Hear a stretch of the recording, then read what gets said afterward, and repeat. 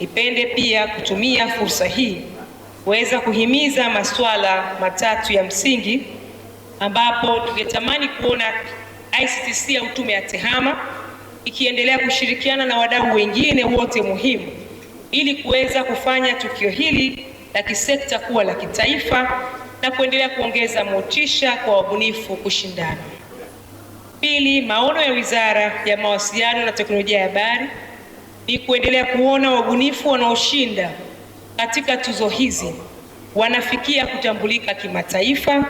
Hivyo ni wajibu wa Tume ya TEHAMA kuandaa mkakati mahsusi ili kuhakikisha bunifu hizi zinatangazwa, zinakuzwa zaidi na zinaendelezwa ili Tanzania iweze kuendelea kutambulika kwa kinara katika mapinduzi ya kidijitali barani Afrika. Na tatu, kwa kuwa hii ni mara ya pili tunatoa tuzo hizi, naamini maandalizi haya yameweza kuipatia fursa tume yetu ya TEHAMA kujifunza mambo muhimu. Hivyo nipende kuielekeza ICTC au tume yetu ya TEHAMA ishirikiane na wizara za kisekta na taasisi pamoja na mashirika ya kimataifa kuendelea kutoa hamasa zaidi ili ushiriki wa wadau katika miaka ijayo uweze kuibua fursa za kiuchumi kwa nchi yetu na kukuza sekta ya TEHAMA kikanda na kimataifa. Sekta ya TEHAMA ukiangalia katika dira ya mwaka 2050 tuliyojiwekea imeonyeshwa wazi kwamba ni sekta ambayo itakuwa ina drive, inaleta chachu kubwa ya kuweza kufikia yale malengo tuliyojiwekea, ikiwezekana kwa haraka zaidi. Haswa vijana wanafanya bunifu nyingi sana. Sasa sisi kama serikali tulipotengeneza tuzo hizi, kwanza tuliamua kabisa kwa kuhakikisha kwamba tuzo hizi tunafanya na sekta binafsi. Ndio maana umeona ukituondoa sisi tume ya TEHAMA, kuna kampuni ya vijana ambao wameanzisha hiyo So Venture, kuna jumuiya ya watu wanaotoa huduma za intaneti ambao ni TISPA, na watu mbalimbali walikuwa wanatoa support mbalimbali zilizokuwepo. Tuzo kazi yake kubwa ni nini? Tuzo kazi yake ni kuibua vipaji na bunifu ambazo hizo tunaweza zikatumia sasa kuanza kufanya kushindania katika masoko hata ya nje ya nchi kama ilivyokuwa. Ni kwa jinsi hii ya kufanya tuzo, kufanya makongamano, ndio pale ambapo unaweza kuona vijana wanafanya vitu gani ambavyo vina msingi kwenye nchi yoyote. Na sisi tunapoenda nchi nyingine zote ndivyo hivyo wanavyofanya. Namna yote ya kuweza kuona vipaji vinafanya nini huko ni pale unaanzisha vitu kama hivi, afu watu unaanza kuona wanavyovifanya, kwa sababu kilichotokea hapa ni kwamba sio tu tutakuwa tunafanya kazi na hao walioshinda peke yake.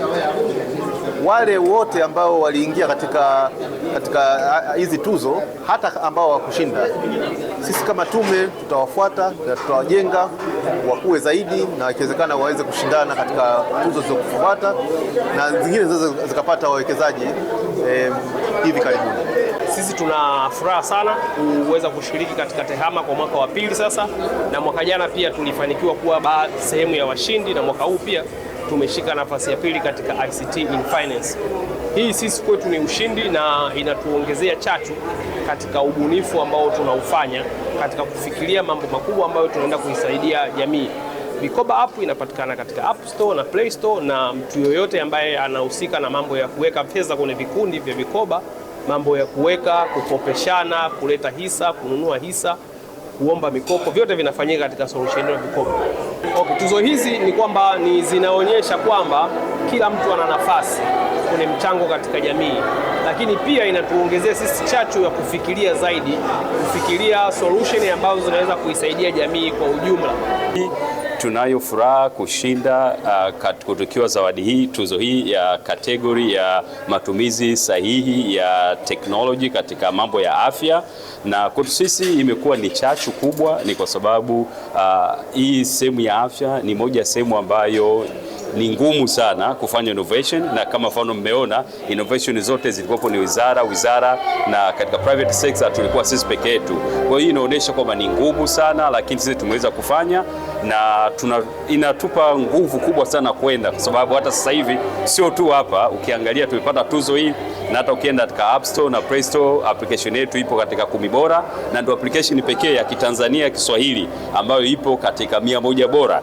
Sisi tupo katika 10 bora. Kwa hiyo hii inatuvutia sana, na ni katika vision ya 2050 teknolojia ndio inakuwa ni kama ni roho ya maendeleo. Kwa na sisi tumekaa pale Tanzmed, na hakuna maendeleo yote yanaweza kutokea bila afya. Afya ni msingi wa maendeleo yoyote duniani, na teknolojia sasa hivi ndio nyenzo kuu ya katika kuelekea katika kila kitu. Kwa hiyo